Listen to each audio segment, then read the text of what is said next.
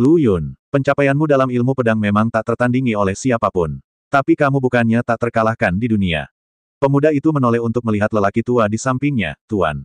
Giliran Anda, biarkan anak muda ini melihat apa itu ilmu pedang yang sebenarnya.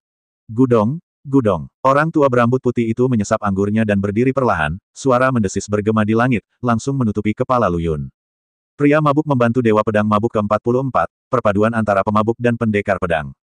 Dibandingkan dengan genin ke-10 dari geng pahlawan mabuk, peringkat pendekar mabuk ini bahkan tidak lebih rendah 1 bintang pun. Namun tidak ada yang berani meremehkan lelaki tua berambut putih ini, bahkan para genin pun menghormatinya. Jika pendekar mabuk menginginkannya, dia pasti akan mendapat tempat di 5 besar daftar pendekar mabuk. Pendekar pedang mabuk itu terhuyung-huyung ke arah gelombang merah darah yang dibentuk oleh api aneh. Wajah merahnya memadat, dan energi pedang tak terlihat menebas, memotong jalan bagi gelombang api tak kasat mata. Saya memiliki 3 hobi utama dalam hidup saya, minum, menari dengan pedang, dan membunuh orang. Pendekar pedang mabuk itu berkata dengan terhuyung-huyung, tampak seperti pemabuk total. Pendekar pedang mabuk, salah satu dari 3 monster dalam daftar pahlawan mabuk. Sudah berakhir, sudah berakhir. Kita benar-benar dikutuk kali ini. Ada pendekar pedang mabuk di seberang sana. Dia sudah mati sekarang. Para penggarap abadi di belakang Lu Yun meratap. Benarkah? Lu Yun mengeluarkan pedang taya dengan ekspresi serius di wajahnya. Meskipun lelaki tua di depannya bukanlah yang terkuat yang pernah dia lihat, dia memang ahli dalam bidang pedang. Nak, pedangnya bagus. Sayang sekali. Pendekar pedang mabuk itu melirik pedang taya di tangan Lu Yun, dan kembali ke keadaan menyipitkan mata sebelumnya. Menurutku juga begitu, tapi kamu tidak bisa mengendalikannya. Lu Yun menjentikannya dengan lembut, dan pedangnya berdenting, seperti naga yang mengaum dan harimau yang mengaum, memekakkan telinga. Bagaimana kamu tahu kalau kamu tidak mencobanya? Pendekar pedang yang mabuk itu bersendawa dan berkata sambil tersenyum. Ini adalah kata-kata yang provokatif. Bagaimanapun, bagi seorang pendekar pedang, pedang di tangannya, bahkan senjatanya, adalah kehidupan kedua, sebuah eksistensi yang sangat disayangi. Tanpa diduga, Lu Yun benar-benar melemparkan pedang taya langsung ke pedang abadi yang mabuk. Cobalah, lihat apakah kamu bisa menggunakannya. Hah, nak, apakah kamu mencoba mempermalukanku? Pedang ini sudah lama kamu tandai. Bagaimana aku bisa menggunakannya? Pendekar pedang mabuk itu berkata dengan marah, jelas dia mengira Lu Yun sedang mempermalukannya. Lagi pula, kupikir kamu hebat, tapi sekarang sepertinya kamu tidak lebih dari itu. Apakah ada tanda pada pedang ini yang tidak bisa kamu ketahui? Wajah Lu Yun penuh dengan penghinaan. Hal ini tidak diragukan lagi membangkitkan semangat kompetitif dari Dewa Pedang Mabuk. Dia tidak boleh memiliki keinginan untuk anak-anaknya, kekayaan dan kekuasaannya, tapi selama itu berhubungan dengan pedang, dia akan berjuang untuk setiap sen. Namun ketika Dewa Pedang Mabuk memeriksa pedang taya, dia masih menunjukkan keterkejutan. Sebenarnya tidak ada tanda jiwa pada pedang tersebut, yang berarti pedang tersebut tidak memiliki pemilik dan dapat dimiliki oleh siapapun. Sejak Lu Yun mengeluarkan pedang taya, dia bisa melihat betapa luar biasa pedang itu, yang jelas bukan senjata peri terbaik, atau bahkan lebih tinggi. Itu adalah pedang yang tiada taranya, tapi pemuda di depannya benar-benar memberikannya begitu saja. Pemuda ini begitu percaya diri sehingga dia mengira aku tidak bisa menggunakan pedang ini. Pendekar pedang yang mabuk itu merasa marah. Tapi anak laki-laki dan genin di balik ombak yang menyala-nyala itu senang, menertawakan kebodohan Lu Yun. Dia benar-benar menari ilmu pedang di depan pendekar pedang yang mabuk, betapa berbedanya dia dari pemain kapak lainnya. Bukankah ini hanya memberikan senjata abadi terbaik? Orang tua, cepat dan coba. Mengapa kamu berdiri di sana tertegun? Apakah kamu takut? Lu Yun berkata dengan penuh semangat sambil tersenyum. Coba saja, bagaimana mungkin aku tidak menerima senjata abadi tiada taraf yang kamu berikan padaku secara gratis? Pendekar pedang mabuk itu mendengus dingin, dan energi pedang dari tubuhnya mengalir ke pedang taya. Pedang taya, yang awalnya lurus, segera melunak setelah dijiwai dengan energi pedang dari pendekar pedang yang mabuk. Pedang mabuk abadi. Para pembudidaya abadi di belakang Lu Yun juga bingung. Bagaimana pedang yang sangat bagus bisa menjadi lunak di tangan pendekar pedang yang mabuk? Haha, Pak Tua, sepertinya pencapaianmu dalam ilmu pedang belum setara. Pedang ini tidak mengenalimu. Lu Yun mengejek dengan tidak sopan. Tidak mungkin, tidak mungkin. Pendekar pedang mabuk itu menatap dengan marah, ekspresinya hampir gila, dan dia benar-benar berbeda dari lelaki tua jahat sebelumnya. Niat pedang dengan gila-gilaan mengalir keluar dari tubuh pedang mabuk abadi dan dituangkan ke pedang taya di tangannya. Melihat pemandangan ini, sudut mulut Lu Yun semakin pecah-pecah. Hatiku berkata, minumlah, minumlah. Pak Tua, percuma saja menanamkan semua maksud pedang ke dalam tubuhmu.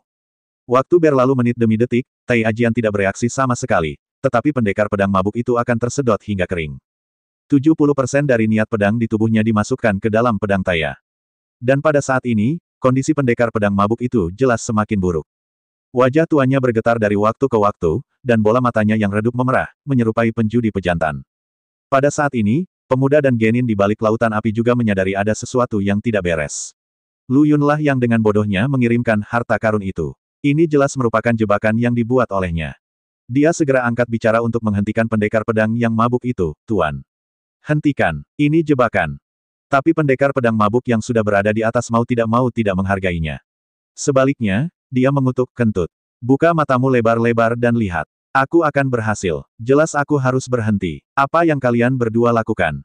Melihat adegan di mana anjing itu menggigit Lu Dongbin dan tidak menunjukkan rasa hormat kepada orang baik, Lu Yun hampir tertawa terbahak-bahak. Dia baru saja membuat rencana kecil, dan pihak lain berbalik melawannya.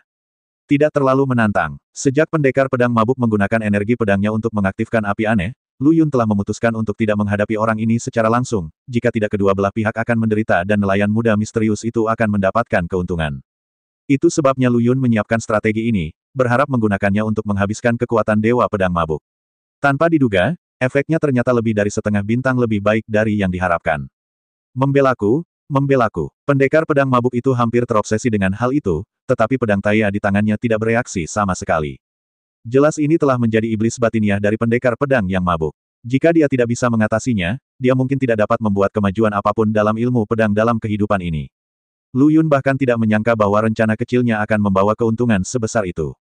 Bang! Puff! Pedang Taya jatuh ke tanah, masih tampak layu, sementara pedang mabuk abadi setengah berlutut di tanah, muntah darah.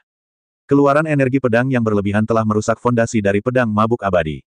Orang tua, perhatikan baik-baik. Lu Yun berjalan perlahan ke sisi pedang mabuk abadi dan mengambil pedang Taya di tanah. Saat pedang Taya dipegang di tangan Lu Yun, pedang itu lurus seperti dia telah memakan saudara Chun.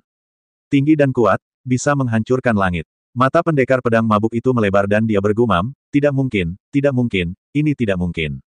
Tidak ada yang mustahil. Lu Yun melihat pedang Taya di tangannya, dan bibirnya bersinar karena kegembiraan. Karena niat pedang dari pedang mabuk abadi, pedang Taya saat ini bisa dikatakan penuh energi. Kekuatan pukulan ini tidak kalah kuatnya dengan yang dia gunakan untuk membunuh roh formasi di aula utama, atau bahkan lebih kuat. Dasar anak tercela, kamu pasti menyembunyikan tanda jiwa di pedang. Kamu membuatku terlihat malu. Orang tua, apakah kamu benar-benar ingin menurunkan batas bawah ilmu pedang sendirian? Jawaban Lu Yun membuat pendekar pedang mabuk itu tidak bisa berkata-kata, apakah kamu tidak tahu apakah ada tanda jiwa pada pedang ini? Kamu menipu dirimu sendiri. Pada saat ini, cahaya tajam di mata pendekar pedang mabuk itu menghilang, dan dia telah berusia lebih dari 10 tahun, dan bintik-bintik penuaan di wajahnya jauh lebih jelas. Ketika Lu Yun melihat ini, dia melonggarkan cengkeramannya pada gagang pedang. Dia tahu bahwa pendekar pedang yang mabuk itu tidak lagi menjadi ancaman. Satu-satunya perbedaan antara seorang kultivator yang telah kehilangan pencarian seumur hidupnya dan orang biasa mungkin adalah ia hidup lebih lama. Melangkah melewati gelombang berwarna merah darah, Lu Yun, memegang pedang Taya, berjalan menuju piringan terbang lainnya. Mendengarkan langkah kaki yang mendekat, pemuda itu menelan ludah, apa yang kamu lakukan sambil berdiri diam? Ayo! Setelah meraung seperti ini, para penggarap abadi di sekitarnya bergegas menuju tempat di mana dua cakram terbang bertemu seolah-olah mereka terbangun dari mimpi. Bersiaplah untuk mengerumuni Lu Yun saat dia keluar dan menimbulkan kerusakan parah padanya. Tapi begitu dia tiba, energi pedang yang tak terhentikan melonjak dari gelombang. Para penggarap abadi yang tidak menaruh curiga ini tertangkap basah. Korbannya lebih dari 70%. Pukulan ini datang terlalu tiba-tiba, dan waktunya juga sangat cerdas. Baik 1 detik lebih cepat maupun lebih lambat tidak dapat mencapai efek seperti itu. Para pembudidaya abadi ini sepertinya telah lupa bahwa meskipun gelombang merah darah dapat menghalangi pandangan mereka, gelombang itu tidak dapat menghalangi pandangan Lu Yun. Dia memiliki pandangan yang jelas tentang semuanya. Disambut rasa takut dan ratapan, Lu Yun dengan santai berjalan keluar dari gelombang merah yang menyala-nyala. Meskipun aku tidak tahu di mana aku menyinggung perasaanmu, itu tidak masalah. Kemarilah dan mati. Lu Yun mengarahkan pedangnya ke arah pemuda itu dan mengucapkan kata demi kata. Lu Yun, kamu bilang kamu tidak ingat balas dendam karena membunuh ayahmu. Wajah pemuda itu berubah dan dia meraung hampir seperti raungan. Lu Yun mengerutkan kening dan menolak, tidak mungkin. Kamu pasti mengenali orang yang salah. Aku selalu menjadi orang yang suka membasmi akarnya untuk menghindari masalah di masa depan. Jika ayahmu menyinggung perasaanku, kamu tidak akan hidup hari ini. Lu Yun menambahkan. Saat itu, pemuda di seberangnya tercengang. Ini adalah pertama kalinya dia mendengar penjelasan seperti itu untuk dirinya sendiri. Lu Yun, aku sangat menghargaimu. Kupikir kamu akan mengakuinya secara terbuka, tapi aku tidak menyangka. Aku tidak menyangka. Apa yang tidak kamu duga? Akulah, Lu Yun, yang melakukannya. Akulah, Lu Yun, yang tidak melakukannya. Mengapa aku harus mengakuinya? Aku tidak punya kebiasaan menyalahkan, untuk orang lain. Lu Yun berkata tanpa takut pada bayangan itu. Oke, Lu Yun, aku tidak menuduhmu dengan tidak adil, biarkan kamu mati dan mengerti. Pemuda itu mengertakkan gigi dan berkata, saat kamu berada di negeri angin barat, apakah kamu diburu oleh Master Binatang yang mengusir serigala bintang pembunuh langit? Lu Yun memikirkannya sejenak dan menemukan bahwa memang demikianlah masalahnya. Bahkan hal itu membuat mereka berada dalam bahaya pada saat itu. Dia mengangguk, ada hal seperti itu. Itu ayahku Zhang Qi. Aku putranya Zhang San. Lu Yun, apakah kamu masih berani mengatakan bahwa kamu bukan musuh pembunuh ayahku? Pemuda itu menatap dengan marah, matanya merah. Itu tidak benar. Saat ayahmu mengejarku, dia melakukannya atas nama membunuh putranya. Tapi tidak bisakah kamu menjalani kehidupan yang baik? Meskipun banyak hal terjadi selama periode ini, Lu Yun tetap sangat terkesan. Pria yang mengendarai serigala penelan bintang penghancur langit awalnya mengejarnya di negeri angin barat untuk membalaskan dendam putranya yang pergi ke dunia roh. Apa, Lu Yun? Kamu benar-benar membunuh kakak laki-lakiku. Lu Yun, aku harus mengupas kulit dan keramu untuk mengenang ayah dan kakak laki-lakiku yang tertua. Zhang San berkata dengan gigi bergemeletuk, dan gelang giok di tangannya memancarkan cahaya putih yang menyilaukan. Seorang Taoti yang gemuk muncul di samping Zhang San, Lu Yun. Tahukah kamu betapa besar pengorbananku untuk bisa berurusan denganmu? Ayo, temui kematianmu. Mata Zhang San berwarna merah darah, dan dia jelas memberi Taoti kemampuan Master Binatang untuk memperkuat kekuatan tempur Taoti. Tunggu sebentar. Tanpa memberi kesempatan pada Zhang San untuk bereaksi, Lu Yun menghilang ke dalam gelombang merah darah di belakangnya. Tidak ada gunanya melarikan diri. Lu Yun, Zhang San mengarahkan Taoti di sampingnya, sedot api aneh ini untukku. Taoti berjalan menuju gelombang merah darah selangkah demi selangkah, tidak takut Lu Yun mengulangi trik lamanya. Karena skala pertahanan Taoti bukanlah lelucon. Tapi sebelum Taoti bisa mencapai gelombang merah darah, Lu Yun bergegas keluar dari dalam, membawa seorang pria dengan tatapan menyeramkan di tangannya. Lu Yun, tahukah kamu bahwa kamu tidak bisa bersembunyi? Sambil tertawa, Zhang San melihat seseorang yang dipegang Lu Yun, dan mulai mengejek lagi. Aku tidak menyangka, kamu, Lu Yun, juga akan mendapatkan bantuan suatu hari nanti. Dan yang dipegang Lu Yun di tangannya tidak lain adalah Wayang, seorang dalang. Saudara Jerry, kamu, apa yang akan kamu lakukan?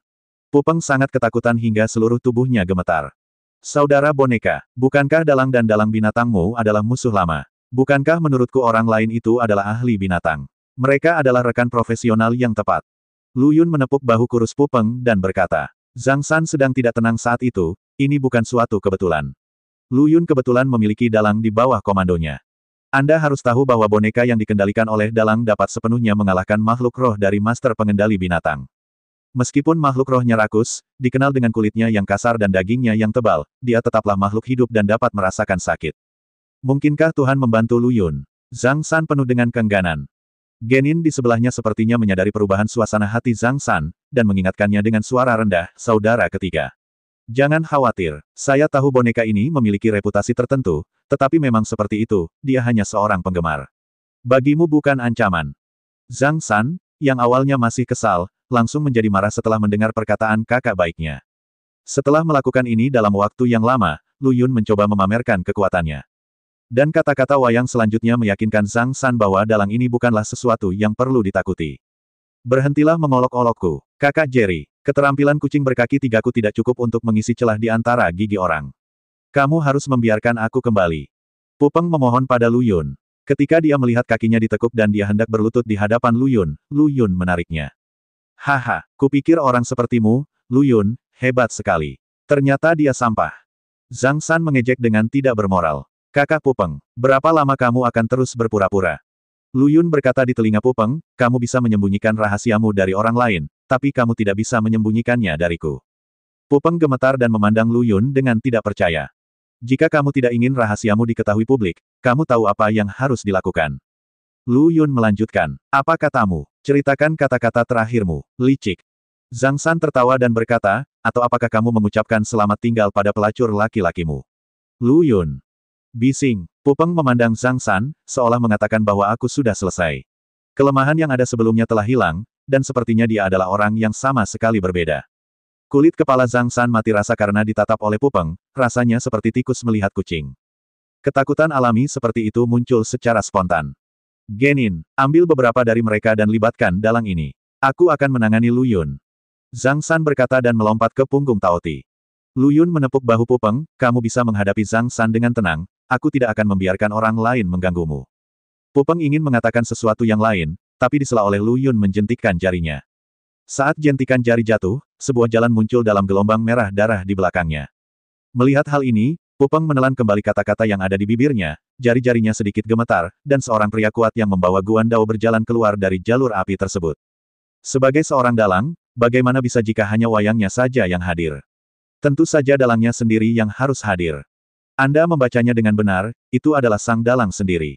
Boneka ini tersembunyi sangat dalam. Jika bukan karena kuil yang diubah oleh Liu Shen, pihak lain akan menunjukkan kekurangannya dan menarik perhatian Lu Yun. Saya benar-benar tertipu oleh Pupeng. Faktanya, berdiri di samping Lu Yun sekarang, penjahatnya adalah bonekanya, dan orang kuat yang membawa Guan Dao di bahunya dan berjalan keluar dari jalan api adalah boneka itu sendiri. Ini juga alasan mengapa Lu Yun menarik Pupeng setelah mengetahui bahwa Zhang San adalah master binatang buas. Jika dia tidak memiliki kemampuan, Lu Yun tentu saja tidak akan mampu melakukan ini. Bukankah merupakan suatu ketidakadilan jika menyia-nyiakan waktu dan tenaga tanpa mendapat imbalan apapun? Tidak peduli kamu Zhang San atau Li Si, kamu harus mati untukku hari ini. Pupeng meraung, dan orang kuat yang memegang Guan Dao langsung menuju makanan rakus Zhang San. Ketika Lu Yun melihat pemandangan ini, sudut mulutnya secara tidak sengaja terangkat. Melawan master binatang dasar seperti Zhang San, Pupeng bahkan tidak berniat menggunakan skill aslinya. Hentikan dia, teriak Zhang San. Genin di sampingnya berubah menjadi bayangan dan menukik ke dalam tanah, namun di saat berikutnya, Genin tersebut muncul kembali. Baru saja Lu Yun juga bergerak dan menembakkan bola api ke langit, menerangi seluruh piringan. Tidak ada bayangan sama sekali yang bisa digunakan Genin untuk diam-diam. Lawanmu adalah aku. Lu Yun memimpin dalam menyerang dan membunuh Genin tersebut. Lu Yun, kamu berani. Zhang San mengendalikan Tao Ti dan hendak mencegatnya. Di mana monster itu melarikan diri? Ayo kita tusuk saja. Orang kuat yang memegang Guan Dao menebas dengan pedang dan menghentikan Zhang San lagi. Untuk sesaat, pemandangan berubah menjadi berantakan. Ketika Lu Yun melihat pemandangan ini, matanya bersinar merah, dan api aneh melonjak di bawah kakinya, memotong piringan itu menjadi dua bagian dengan dinding api. Kita masing-masing melawan lawan kita sendiri, dan tidak ada yang boleh mengganggu lawan orang lain. Apa yang menurutmu indah? Lu Yun, Zhang San tentu saja adalah orang pertama yang tidak setuju. Perasaan yang diberikan Pupeng barusan membuatnya takut. Jika ini benar-benar terjadi, meskipun dia memiliki Tao Ti sebagai hewan peliharaannya, dia punya firasat bahwa hasilnya tidak akan banyak berubah. Zhang San segera mengeluarkan perintah kepada Tao Ti, membiarkan dia melahap dinding api. Tapi orang kuat yang memegang Guan Dao adalah orang pertama yang memblokir dinding api. Jika kamu ingin lulus, kamu harus melewati level keluarga Sa terlebih dahulu. Adapun Lu Yun, melihat sekeliling, meskipun ada lebih dari 10 atau 20 orang, kecuali 4 pembudidaya abadi di kepala, yang lainnya semuanya berperan kecil. Adapun 4 pemimpin, kecuali Genin, 3 lainnya juga termasuk di antara 20 karakter kejam teratas dalam daftar pahlawan mabuk. Meskipun Lu Yun menunjukkan kekuatan tempur yang sangat kuat, keempat orang ini jelas tidak berniat duduk diam dan menunggu kematian. Meskipun mereka berempat tidak pernah memiliki dendam yang mendalam terhadap Lu Yun, mereka bahkan belum pernah bertemu dengannya sebelumnya. Namun dalam situasi ini, meskipun mereka menyerah dan Lu Yun tidak membunuh mereka, lingkaran sihir ini akan memusnahkan mereka sebagai pihak yang kalah. Tepat ketika mereka berempat sedang mencari kesempatan untuk menyerang, Lu Yun menyilangkan kaki dan duduk di tanah, tidak menunjukkan postur bertarung. Genin itu mengerutkan kening, Lu Yun. Apa maksudmu? Apakah kamu meremehkan kami? Lu Yun menggelengkan kepalanya dan berkata, aku tidak punya dendam yang mendalam padamu, jadi tidak perlu bertarung sampai mati. Bukankah menyenangkan duduk dan menonton pertunjukan seperti aku? Begitu kata-kata ini keluar, kecuali 4 yang pertama, para pembudidaya abadi lainnya benar-benar tersentuh. Bagaimanapun, Lu Yun benar. Lu Yun, berhentilah mengulur waktu dengan kebohonganmu. Genin itu meraung. Menunda waktu. Menunda jam berapa? Apa kamu yakin akan menemaniku menunda waktu? Aku tidak bilang, siapa di antara kamu yang bisa menahan suhu 10.000 derajat. Lu Yun melirik ke seluruh penonton, tapi tidak ada yang berani mengucapkan sepatah kata pun. Kamu tidak tahan 10.000. Api aneh di tanganku memiliki kekuatan penuh dan dapat dengan mudah mencapai 20.000 derajat. Kualifikasi apa yang kamu miliki untuk melawanku? Mata Lu Yun tertuju pada Genin itu, saya tidak sedang bernegosiasi dengan Anda, saya hanya menunjukkan cara untuk bertahan hidup, tetapi sepertinya saya telah melakukannya dalam satu gerakan berkali-kali. Setelah mendengar ini, Para penggarap di belakang Genin duduk di tanah dengan frustrasi seperti bola karet kempes. Jika kamu maju selangkah, kamu akan mati. Jika kamu mundur selangkah, kamu akan mati. Kenapa aku begitu terobsesi untuk memasuki reruntuhan ini? Jika saya tahu bahwa reruntuhan kuno ini begitu menipu, saya tidak akan pernah masuk bahkan sampai mati. Ketika Genin melihat adegan ini, mereka tahu bahwa mereka telah tertipu oleh tipuan Lu Yun, tetapi mereka menyadari bahwa semuanya sudah terlambat. Sudut mulut Lu Yun sedikit terangkat, dan dia melanjutkan, jadi, kita tidak punya dendam, jadi mengapa kita berjuang sampai mati demi orang yang tidak ada hubungannya? Setelah mendengar ini, keempat Genin terguncang, apalagi para pembudidaya itu. Tapi kamu mengatakannya dengan enteng. Jika saatnya tiba, frisbee yang kita tumpangi akan meledak dan kita semua akan mati. Kultivator di sebelah Genin mengeluh. Kalau begitu kenapa kamu tidak ikuti saja aku kembali ke frisbee itu? Ruang sebesar itu lebih dari cukup untuk menampungmu. Lu Yun, apakah kamu tidak mendengarkan aturannya? Kultivator abadi terikat pada cakram terbang yang dia pakai. Setelah duel berakhir, kultivator abadi akan dipaksa untuk berteleportasi kembali ke cakram terbangnya sendiri, dan kemudian pemenangnya akan diputuskan berdasarkan jumlah orang yang selamat di kedua sisi piringan terbang. Wajah tua Lu Yun memerah, kenapa dia tidak membuka pot apapun? Tetapi mereka berpikir bahwa para pembudidaya abadi ini sebenarnya takut akan hal ini. Menurutku apa yang kamu khawatirkan? Kamu tidak perlu khawatir tentang ini. Aku punya solusinya. Aku jamin keselamatanmu. Lu Yun menepuk dadanya dan meyakinkan. Apa yang bisa kamu lakukan? Apa yang bisa kamu lakukan? Genin itu melirik ke arah Lu Yun, jelas tidak mempercayai apa yang dia katakan. Ini membutuhkan kerjasamamu. Sudut mulut Lu Yun sedikit terangkat. Siapapun pasti mati rasa sekarang, tapi Lu Yun berbeda. Di ruang gunung api dan ruang pagoda Prajna, selama para pembudidaya ini setuju, tidak akan menjadi masalah bagi Lu Yun untuk memasukkan semua orang di 12 cakram terbang ke dalamnya. Kami bekerja sama. Kultivator di sebelah Genin bingung, bagaimana kami bisa bekerja sama dengan Anda? Cap, apakah kamu benar-benar berencana untuk mempercayainya? Genin itu memandang pria jangkung di sebelah kirinya dengan heran. CP melirik Genin itu, bagaimana jika? Apakah kamu punya cara yang lebih baik, atau kamu punya kepercayaan diri untuk membunuh anak ini? Sang Genin langsung dibungkam dengan satu kalimat. Dia tidak bisa melakukan kedua hal ini, dan situasi Zhang San juga tidak optimis. Dia dipukul mundur oleh boneka yang dikendalikan oleh dalang. Jika bukan karena darah tebal Taoti dan pertahanannya yang tinggi, Zhang San mungkin bisa melakukannya sebuah mayat. Jelas sekali bahwa tren umum berpihak pada mereka. Jika Anda benar-benar bersikeras untuk mendapatkan apa yang Anda inginkan, saya khawatir mereka semua akan menjadi korban Lu Yun. Nak, katakan padaku, apa yang bisa kamu lakukan untuk memastikan kita bisa bertahan hidup? CP memandang Lu Yun. Sederhana, tenangkan pikiranmu dan jangan memikirkan apapun. Kamu akan segera tahu. Ini juga merupakan inti masalahnya, apakah Lu Yun ingin mengirim seseorang ke ruang Flame Mountain atau ruang pagoda Prajna, itu harus dilakukan dengan kemauan atau ketidaksadaran orang lain. Itu tidak bisa dipaksakan. Apa, kamu berpikir apa-apa, Lu Yun? Tegur Genin itu dengan marah. Bahkan Caroen Pokpan, yang baru saja siap mempercayai Lu Yun, juga mengubah ekspresinya. Lu Yun tidak terlalu terkejut dengan hal ini karena dia sudah menduganya. Menenangkan pikiran sama saja dengan menyerahkan hidup Anda ke tangan orang lain dan membiarkan mereka mengendalikannya. Meski konyol, satu-satunya cara agar kamu bisa bertahan hidup sekarang adalah dengan memilihnya sendiri. Saudaraku, aku lebih baik mati dalam pertempuran daripada hidup. Ikutlah denganku dan bertarung dengannya. 18 tahun kemudian kita akan menjadi pahlawan lagi. Namun semangat membara Sang Genin bagaikan kerikil yang dilempar ke laut, tidak menimbulkan cipratan sedikitpun.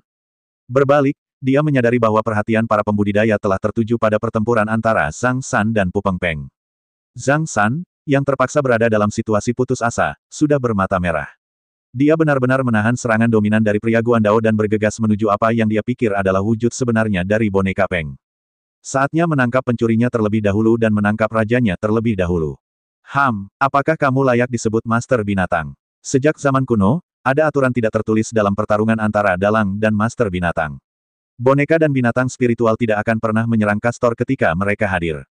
Sosok kurus yang didorong ke tanah oleh cakar Taoti menatap tajam ke arah Zhang San. Sejarah ditulis oleh para pemenang. Apakah saya yang mempunyai keputusan akhir mengenai apa yang benar dan apa yang salah? Zhang Sanzuang berkata dengan panik, pergilah ke neraka. Taoti hancurkan dia. Ketika Genin dan yang lainnya melihat pemandangan ini, mereka tidak berani bernapas. Jika Zhang San membunuh Pu Peng, situasi pertempuran akan terbalik sepenuhnya. Bahkan ada beberapa pembudidaya abadi yang diam-diam bersukacita di dalam hati mereka karena mereka tidak mempercayai Lu Yun sekarang. Namun Lu Yun tersenyum penuh arti saat melihat pemandangan ini, akhirnya bisa melihat kekuatan sebenarnya dari boneka tersebut. Sudah terlambat, tapi itu terlalu cepat. Tao Ti menengadah ke langit dan meraung, dan dengan kekuatan cakarnya yang kuat, dengan itu sebagai pusatnya, bumi runtuh dan asap memenuhi udara. Haha, bertarunglah denganku Zhang Shen, kamu masih terlalu muda. Ya, tawa Zhang Shan berhenti tiba-tiba, dan dia melihat ke arah pria kuat di belakangnya yang memegang Guandao dengan mata terbelalak. Bagaimana mungkin? Sang dalang jelas sudah mati, mengapa boneka itu masih bisa bergerak? Zhang Shan segera meminta Tao Ti untuk menggerakkan cakarnya. Sosok kurus yang telah dihancurkan oleh Tao Ti tidak memiliki sisa darah atau tulang, tetapi bagian dan pegas di mana-mana. Ini, Zhang Shan menelan ludah, tidak percaya dengan apa yang dilihatnya. Meletus, orang kuat yang memegang Guandao berteriak keras, dan tubuh kurus di sebelah cakar Tao Ti bersinar terang. Tidak, mata Zhang Shan penuh dengan ketakutan. Hanya kurang dari 1 detik sejak dia bersama. Ledakan itu langsung menelan Tao Ti dan Zhang Shan. Mengaum, Tao Ti menjerit kesakitan. Meskipun kulit Tao Ti kasar dan dagingnya tebal, dia tidak dapat menahannya, yang menunjukkan betapa dahsyatnya kekuatan ledakan tersebut. Gelombang panas yang mengepul mendorong Zhang Shan menjauh dari punggung Tao Ti. Orang kuat yang telah menunggu lama menutup pedangnya dan melakukan pukulan. Darah berceceran di mana-mana, dan kepala Zhang jatuh ke tanah. Setiap orang yang melihat adegan ini, kecuali Lu Yun, menelan ludahnya. Aku telah melakukan apa yang aku janjikan padamu. Aku harap kamu bisa menepati janjimu. Saat dia selesai berbicara, suara pisau yang ditarik perlahan menghilang seiring dengan langkah kaki. Lu Yun tahu bahwa inilah yang dikatakan Pupeng kepadanya melalui dinding api. Apakah sekarang saatnya kamu menentukan pilihan? Lu Yun memandang Genin dan yang lainnya, haruskah kamu memilih untuk mempercayaiku, atau haruskah kamu memilih untuk mengikuti Zhang Shan sebagai teman? Jelas sekali para pembudidaya abadi ini tidak ingin mati, jadi mereka tidak punya pilihan. Lu Yun memandang semua orang yang diam dan mengangguk puas, pilihanmu sangat bijaksana, santai saja. Tunggu sebentar, Sang Genin berkata, biarkan saya melihat bagaimana Anda dapat melindungi diri Anda sendiri terlebih dahulu. Ini juga akan meyakinkan saudara-saudara di belakang saya. Kakak ninja, biarkan aku yang melakukannya. CP maju selangkah. Melihat kultivator di sisi kanan Genin juga hendak mengambil tindakan, Lu Yun segera turun tangan, sepertinya kamu tidak akan mati. Mengapa kamu begitu benar? Hanya kamu. Tenangkan pikiranmu dengan cepat. Lu Yun menunjuk ke arah Genin itu. Genin itu mematuhi instruksi dengan tulus. Lu Yun menjepit jarinya dan membacakan mantra, dan Genin itu berubah menjadi seberkas cahaya putih dan menghilang di depan semua orang. CP dan yang lainnya membuka mata lebar-lebar, dan memindai dengan kesadaran mereka, mereka menemukan bahwa ruang ini benar-benar tidak ada nafas Genin. Ini dapat menunjukkan bahwa Lu Yun tidak menggunakan metode rahasia untuk menyembunyikan Genin tersebut, tetapi sebenarnya memindahkannya keluar dari ruang ini. Kamu, bagaimana kamu melakukannya? CP agak sulit dipercaya. Lu Yun tidak buru-buru menjawabnya, tapi memanggil Genin itu lagi. Celepuk, di bawah tatapan terkejut semua orang, Genin itu berlutut dengan satu kaki di depan Lu Yun. Itu karena aku menyinggung Tuan Lu dan kembali ke Tuan Lu. Jangan berdebat dengan penjahatnya. Jika itu berguna di masa depan, itu hanya masalah kerja keras. Lu Yun juga cukup terkejut, dia tidak menyangka pihak lain akan mengalami perubahan besar setelah berkeliaran di sekitar ruang Pagoda Prajna. Mungkinkah saat wilayahnya menerobos negeri dongeng Daluojin, Pagoda Prajna berubah? Kita akan membicarakannya nanti. Jelaskan kepada mereka secepatnya agar kamu tidak membuang waktu di sini. Lu Yun melambaikan tangannya dan menjawab, ya. Genin tersebut kemudian menjelaskan situasinya kepada CP dan yang lainnya. Ah, Lu Yun sebenarnya memiliki Pagoda Prajna, senjata pembatas di tubuhnya. Ini, bagaimana ini mungkin? CP kaget saat mendengarkan cerita Genin tersebut. Genin itu tersenyum pahit, saat pertama kali masuk, aku memiliki ekspresi yang sama denganmu, tapi itulah kenyataannya.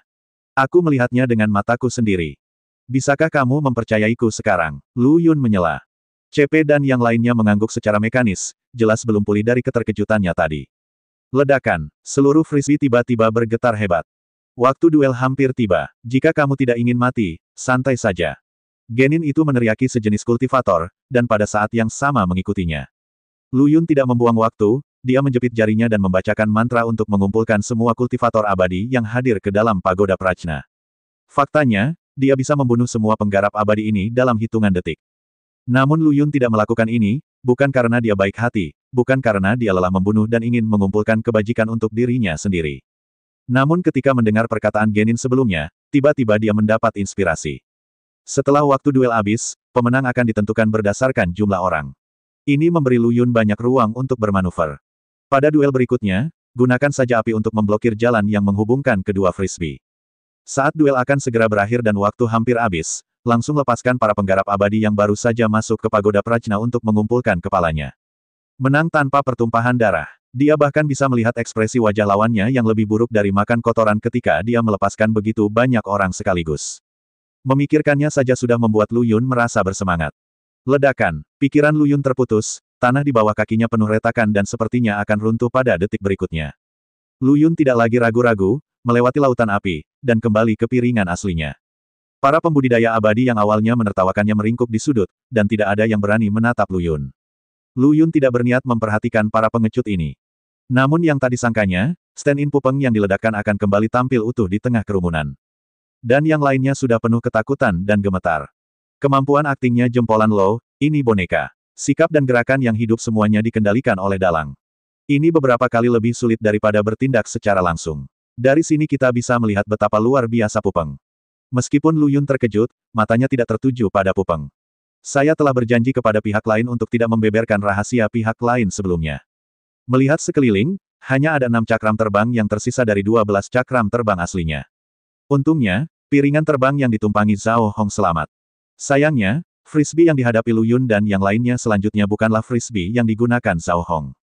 Lu Yun secara acak menepis seorang kultivator dan menunjuk ke frisbee tempat Zhao Hong berada dan frisbee lain dengan warna yang sama dengan frisbee ini. Dari 2 frisbee ini, mana yang memiliki kekuatan keseluruhan lebih kuat? Kultivator abadi diam-diam menghela nafas lega, dan wajah pucatnya yang ketakutan berubah sedikit kemerahan. Dia awalnya mengira Lu Yun akan memakannya. Bagaimanapun, para pembudidaya abadi ini mengira Lu Yun adalah tikus hitam besar yang telah mengembangkan keabadian selama ratusan juta tahun di istana di bawah. Dia segera melihat kedua frisbee, dan kemudian dengan gemetar menunjuk ke arah frisbee tempat Zhao Hong berada, ini. Karena saya terlalu gugup, saya tidak bisa mengucapkan kata keempat dalam waktu yang lama. Apakah kultivator pada piringan terbang ini lebih kuat? Lu Yun menerima kata-kata itu tanpa berkata-kata. Ya atau tidak, Lu Yun. Awalnya, Lu Yun tidak ingin memukul siapapun, tapi orang ini sangat menyebalkan. Ya atau tidak? Tidak. Ya, kultivator abadi menghabiskan waktu lama untuk mencoba mengeluarkan 2 kata dari celah di mulutnya. Lu Yun tampak khawatir dan berharap dia bisa mengetuk gigi depannya untuk membuat jarak antar giginya lebih lebar. Seberapa besar jarak antara kultivator abadi pada 2 cakram terbang ini? Lu Yun terus bertanya, dan menghibur kultivator abadi, jangan gugup. Saya hanya menanyakan beberapa pertanyaan, saya tidak akan melakukannya, apapun untukmu. Tuan, saya tidak gugup. Saya terlahir dengan gagap. Ketika Lu Yun mendengar ini, dia hampir mengutuk. Benar-benar tidak ada seorang pun yang tersisa, setidaknya ada 30 pembudidaya di depannya, dan kebetulan dia memilih seorang yang gagap. Di manakah alasannya di sini? Cepat menghilang di hadapanku, kalau tidak aku khawatir aku tidak akan bisa mengendalikan tinjuku dan memberimu kontak dekat dengan wajahmu. Ekspresi kultivator abadi berubah setelah mendengar ini, dan dia berguling dan merangkak kembali ke posisi semula. Ketika para penggarap abadi lainnya melihat pemandangan ini, mereka semua diam-diam menelan air liur mereka. Percakapan antara Lu Yun dan kultivator abadi barusan tidak sengaja dihindari, tapi siapa di antara mereka yang berani menguping? Di mata mereka, mereka hanya melihat kultivator abadi yang dipanggil dengan takut-takut berjalan mendekat, dan kemudian berlari kembali dengan panik. Bagaimana hal ini tidak membuat mereka berpikir terlalu banyak? Mungkinkah rasanya kurang enak, atau dagingnya kurang keras? Tiba-tiba para penggarap abadi ini seperti patung, tidak berani bergerak sama sekali. Karena mata Lu Yun melirik lagi, mereka berpikir dalam hati, jangan pilih aku. Jangan pilih aku. Sejujurnya, Lu Yun terlalu malas untuk berjudi. Dia sangat tidak beruntung sehingga jika dia menemukan orang lain, dia mungkin bodoh, tuli, atau semacamnya. Buang-buang waktu saja, saudara Pupeng, kemarilah. Awalnya, karena hubungannya yang baik dengan Lu Yun, Pupeng sudah dikonflikkan oleh para penggarap abadi. Jika dia tidak begitu fasih ketika kembali sekarang, dia mungkin sudah dikucilkan sekarang. Tidak mudah untuk memahaminya, tetapi kata-kata Lu Yun membawanya kembali ke titik awal. Yang membuat Pupeng semakin marah adalah karena sebelumnya Lu Yun tidak berjanji dengan baik. Berhenti mengganggunya. Namun dalam situasi ini, apa perbedaan antara memanggil namanya dan mengeksposnya? Boneka, jangan diam. Jika kamu membuatnya kesal, kita semua akan tamat. Ya, jika kamu ingin mati, jangan menyeret kami ke bawah. Sebelum Wayang Pupeng sempat menjawab, ia sudah diusir oleh para penggarap. Pupeng bangkit dari tanah dengan marah dan berjalan menuju Lu Yun, benarkah kamu mengingkari kata-katamu? Tenang, Lu Yun meletakkan tangannya di bahu Pupeng, aku tidak punya pilihan selain melakukan ini. Apa pilihan terakhirnya? Bukankah kamu hanya ingin tahu perbedaan antara kedua frisbee itu? Tidak bisakah kamu meminta seseorang untuk mengetahui hal semacam ini? Apa kamu harus bertanya padaku? Para pembudidaya abadi lainnya tidak mendengarkan, tetapi Pupeng tidak mendengar percakapan Lu Yun sekarang. Itulah yang baru saja saya lakukan. Anda juga melihat bahwa di antara lebih dari 30 orang, saya hanya memilih satu yang gagap. Lu Yun tersenyum pahit dan berkata, aku sedang memilih seseorang, aku tidak tahu siapa dia. Bukankah ini membuang-buang waktu? Jadi, hehe, jadi kamu meninggalkanku sendirian ya? Aku berhutang budi padamu di kehidupanku sebelumnya. Masyarakat Pupeng tidak bisa berkata-kata.